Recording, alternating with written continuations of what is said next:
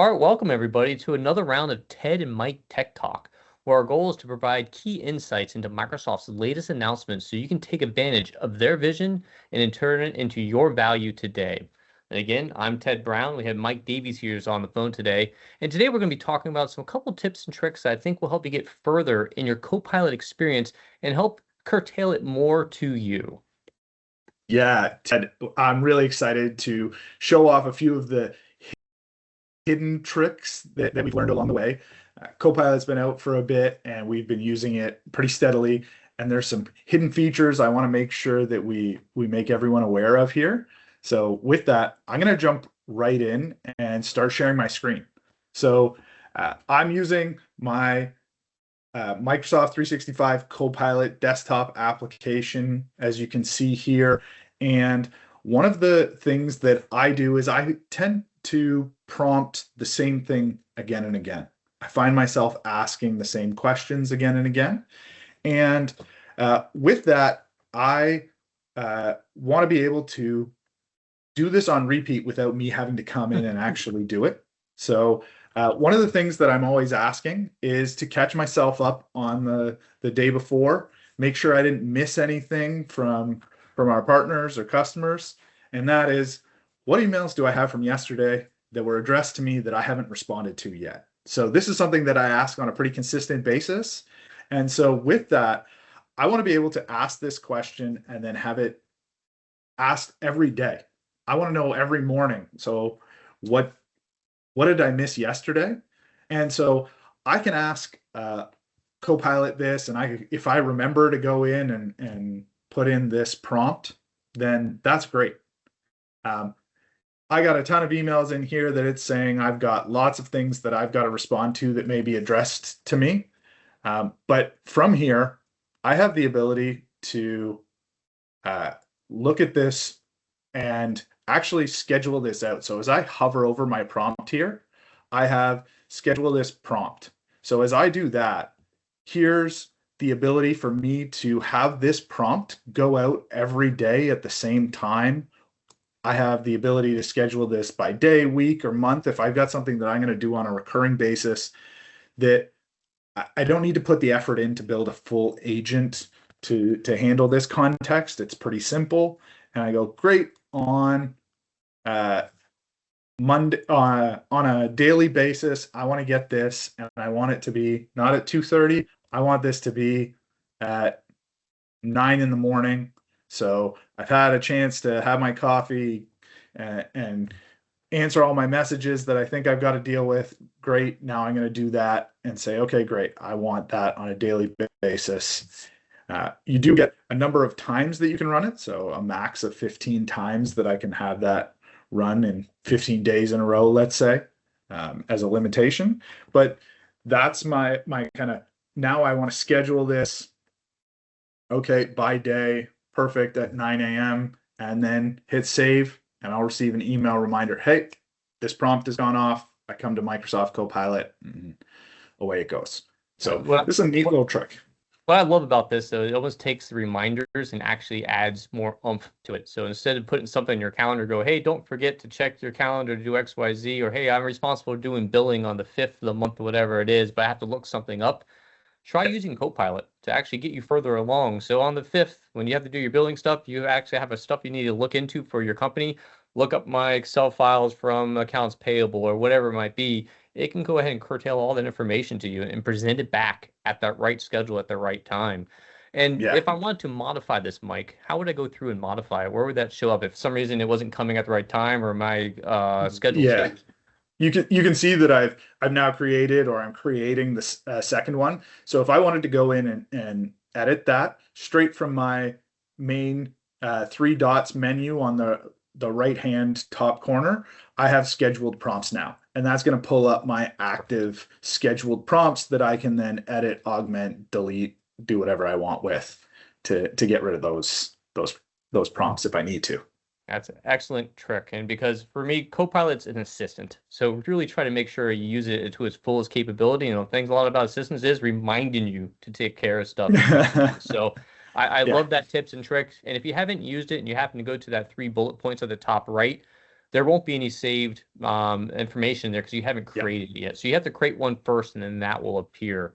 But kind of actually in the same concept, I think one of the tips and tricks I want to show is how you can customize it to yourself and make sure that it is what you want it to present about you. And so one things I feel people kind of get into, you see this chat feature and you get right in and chat about it without actually giving it more context. And that's the whole point of all these large language model systems. The better context you can give it to it will have better answers it responds back to you when you ask those questions. So for me, I want to make sure Copilot knows who I am. And you can do that by actually setting some personalizations here. In that same location that Mike went into, the top right here, you can go ahead and select that. And you can see here, I do have a scheduled prompt, but I'm going to go to settings. Now, within settings, there's a couple different items in here. We're going to click on personalizations and custom instructions. So click on custom instructions, and right here it's blank. By default, there's nothing in here. But here's a place where you can tell Copilot about you. Tell it like what you are, how do you like to work, what type of roles do you perform, and how do you want the answers to come back. Now, I do have a set of instructions I like to put in here, so I'm going to go ahead and bring these over and copy it in right here. Now, when doing this, when you're talking about it about yourself, you want to be straightforward. Don't do these long-winded messages. And what I actually find is a nice tip and trick is ask Copilot to help you out create it. So, hey, this is what I'm thinking about describing, and then Copilot actually help curtail to make sure it's exactly kind of how you want to. Ask it to interview you and help put it together. But short, straight sentences, one at a time. And I would start it like a funnel, like a broad description about you, who you are, what you're doing, and then kind of bring it down to be more specific because it will take a look up top as being like the priority one and then change things as it goes and get more finite. So start broad and come down. So here I am telling it what kind of role I am at Intiva, what types of things I work on. Assume I have a deep technical knowledge, so skip all the introductory stuff, get right to the meat of it. When drafting emails, use a professional tone.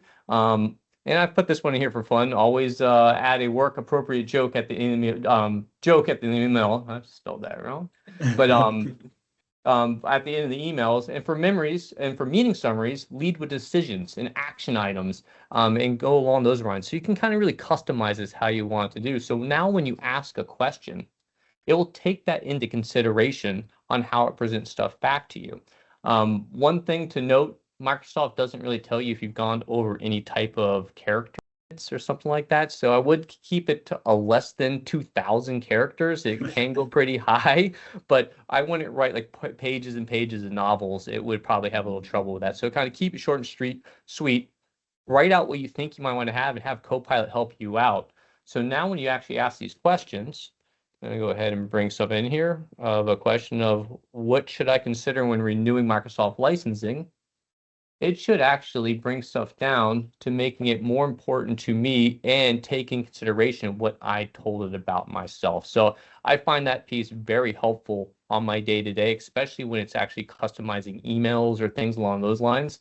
And so I bring it down. I say, get right to the point. Here it is, why it matters, and gets into the validation. So it does change things up based on Yeah. how you talked about it. So that part's been awesome.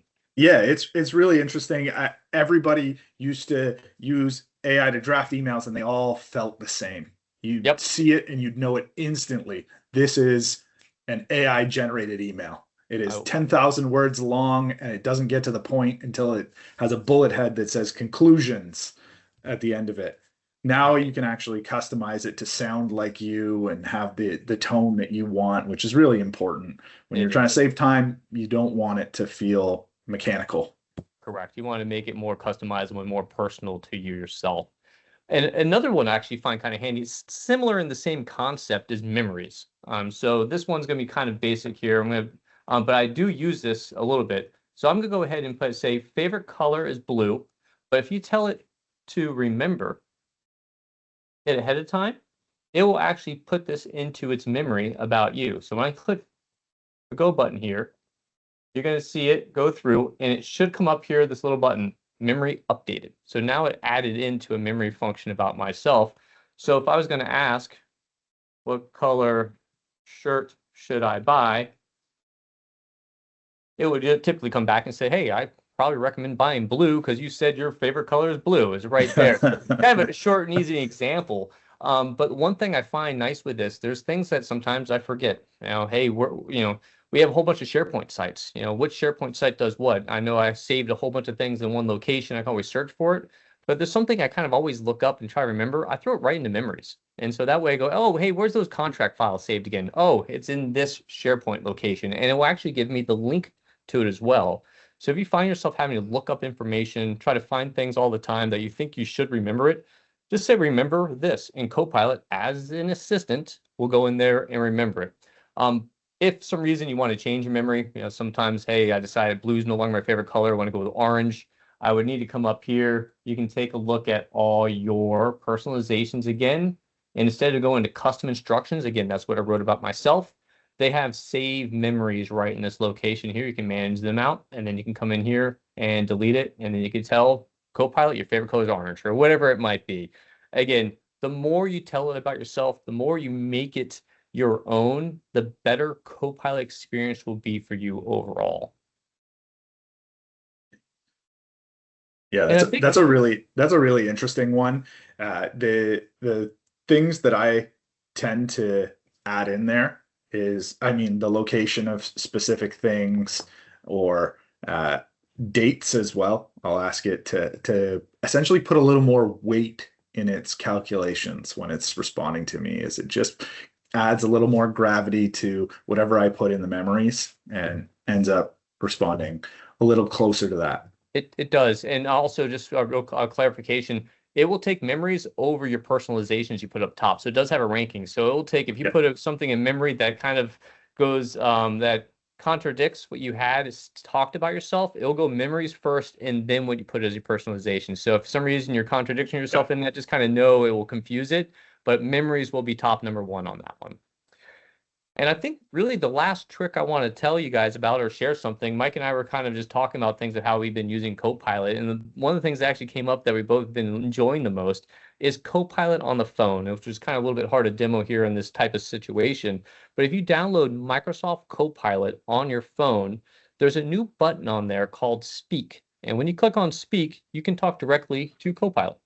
Copilot, can you help explain Copilot? Sure thing. Let me break it down for you. Copilot is like a supercharged assistant that helps you work smarter across your organization. And that's perfect. And I actually been having a lot of fun with this. There's been times where my son and I are talking about different things. He loves space travel and talking about anything sci-fi. And he's like, hey, how does relativity work with space travel? As you get closer to the speed of light, how does time slow down? And that's something I don't know about. And so I'll just ask Copilot. We'll put it on here on speaker and have fun and have a conversation because it really feels like you're interacting when you have that speak mode go on. Yeah, and also I find it's much easier. I'll use it when I'm trying to convey something that's complex. As I start typing it out, I go, ah, that just doesn't sound right. It's a little easier going back and forth through voice to just Yeah. convey what you're trying to get across. And I use it on a daily basis instead of typing out my prompts. So it's a lot quicker and more efficient. Yeah, absolutely.